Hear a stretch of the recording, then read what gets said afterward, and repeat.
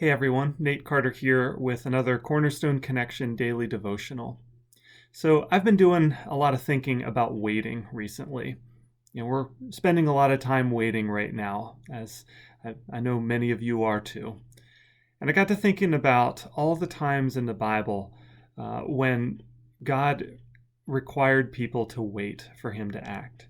I thought about Abraham having to wait until he was a very, very old man, beyond any reasonable chance of bearing a son, until he finally is able to father Isaac.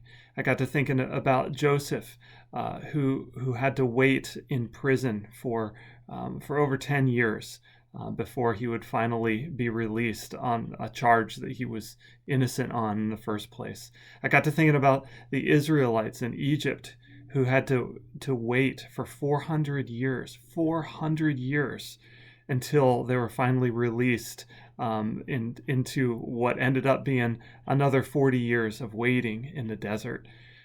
I got to thinking about the 400 years of silence between the last prophecy and before Jesus' birth. 400 years again before Jesus was born. Even Jesus was in the tomb for 3 days before he would be resurrected, and the people of God would have to wait to see if the resurrection would really happen. And then they would have to wait for the Holy Spirit. Waiting. And if you think about it, in a sense, we are all in a time of waiting now as we wait for Jesus to come again and reclaim his bride. And now, as we are dealing with COVID-19, we find ourselves in a period of waiting. And I know how many of us are waiting for things to return to normal. But until they do, for now, we wait. And I'm learning that one of the things that God and I rarely agree on is time frame. I'm convinced that many of God's answers, if not most of them, are yes. But a lot of times the yes comes with, but first you'll have to wait. I can think of that multiple times that I don't have time to get into in this video here. But God calls us to wait. And for some reason, waiting seems to be an integral part of what it means to follow God. And I think one of the reasons is that in the waiting, God is working. I'm noticing during this time that I'm spending so much time at home and so much time away from many of you, many of the people that I love and love to be around, that God's working on my character.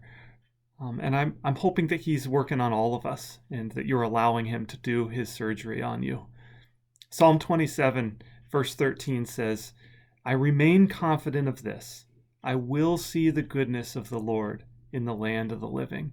It's this hopeful statement, but it's followed quickly by this: wait for the Lord. Be strong and take heart. And then he says it again, and wait for the Lord. Guys, we're in a period of waiting right now. And my question to you and myself, to all of us, is, are we allowing God to work on us in our waiting? Will we reemerge back eventually in a new normal, becoming different people because we've allowed God to do his work on us? I am certain that during this time, God is working in your heart and wanting to do things to help you become more like Jesus. Allow him to do that. Listen for the way he's speaking to you. Be open to the way he's trying to change you, so that when we return, when the waiting is finally over, we will be a little bit more like Jesus than when we entered into this time of waiting. God bless you, and I'll see you next time on the Cornerstone Connection.